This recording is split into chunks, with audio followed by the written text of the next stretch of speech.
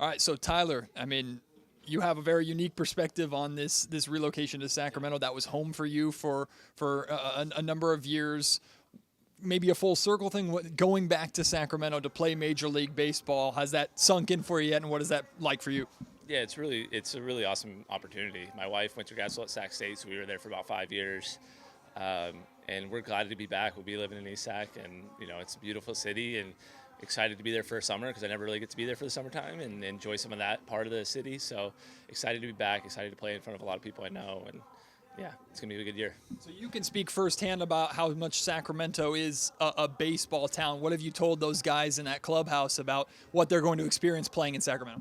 Yeah, I think the environment's going to be great. And, the Kings have been great the last couple of years, and the fans have really rallied behind them. And I think this game's going to be for baseball. If everyone I've talked to is like, they know people who have bought season tickets. Who everyone's super excited to have us in town, and so the team's very excited about that.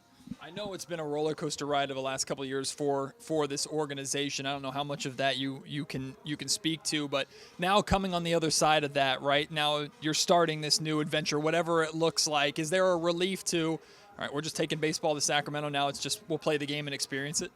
Yeah, last year was my first year with the org, and there's a drastic difference between last year was, hey, we got to try to get better and improve and see where we're at. And this year, the expectation is to be good and compete for the AL West title. And, we want to do that, in Sacramento. So it's going to be fun.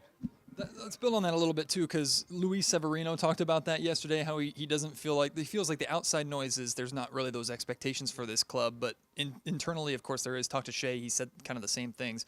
What has been – especially with how hot you guys were at the second half of last season, how well you ended the season, how much carryover has there been from that year to spring training, at least right now? There's a lot of it. There's a lot more confidence in the clubhouse. We had the additions of Sevy and Springs to kind of bolster the rotation. And, yeah, everyone's a year more experienced, a year more confident. We showed what we can do over that last 3-month stretch, and it's just carrying that over. Kotz has put the standard pretty high for the clubhouse, and we're trying to live up to that. What do you make just of, I know Kotze's still putting the rotation together, the bullpen and everything together, but just all the arms that you've seen, including yourself, come through spring training so far, what do you make of how good and deep this pitching staff and the depth is going to be for this club? Yeah, it's a lot deeper than years past for sure. And, I mean, everyone's been throwing pretty well, and it's going to be fun to see how it all lines up. I think we're going to be deep. I think we're going to be good. Adding Leclerc to the back end of the bullpen with Mason's going to be lights out. So it's going to be fun. It's going to be fun to see what we can do. We have a great offense, so it's just going to be giving up less than we can score because we're going to score a lot of runs this year. Yeah, and let's build on that because on the other side of the ball, you have a unique perspective on the pop that's on this team, not just Rooker and Butler, but Shea all the way down. From your perspective, having to go against these guys in practice and work against these guys, like what are teams going to experience in a battle at the plate with the batters that are on this roster? It's going to be a battle for them for sure. We're going to balance back and forth between righties and lefties. Everyone's got a little bit of pop, and there's some danger in there, and it's going to be exciting to see them go top to bottom. We have guys that can put the bat on the ball, guys that can put it out of the yard, especially in Sacramento. I think that's going to be advantageous for us. So, yeah, it's going to be fun to watch them hit their stride this year.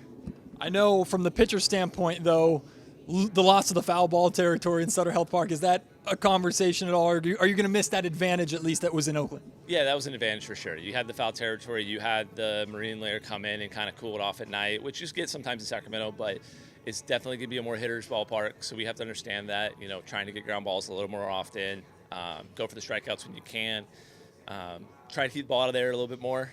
In Oakland, it was like foul ball, great, we got a chance for an out. So it'll be a little bit different. But that's how it is at most ballparks. That was just a little advantage we had there. So, yeah, it'll be fine. Forgive me, I'm not too familiar. Have you played at Sutter Health Park before through the minor leagues? What was your experience playing at that ballpark? I know it's going to be very different now, but your experiences before of playing in that ballpark and experiencing that. Yeah, it's a good ballpark. I did get to experience July 4th game there in 2023. So great crowd.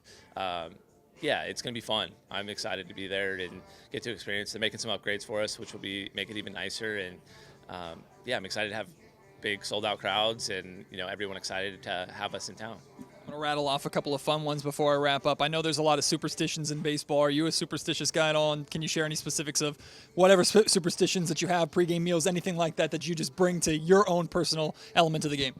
No, I try not to be superstitious. I might be a little stitious, and those come and go, but I try not to be. It's too long of a season to be too superstitious.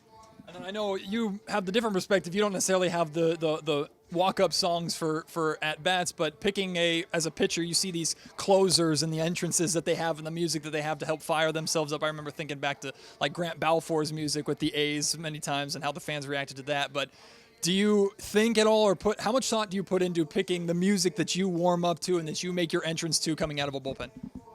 Usually none, really. Olivia on our media team picked out my walkout song last year, and I'm going to keep using that one this year. But the last series of the year, I did walk out to Balfour's One by Metallica for the last series, which was fun to see the crowd doing the Balfour Rage again. And just to give those fans that one more time. I've kind of experienced that with 46,000 there. It was awesome. Yeah. Thank you, Tyler, very much, man. I appreciate you making the time. Thank you.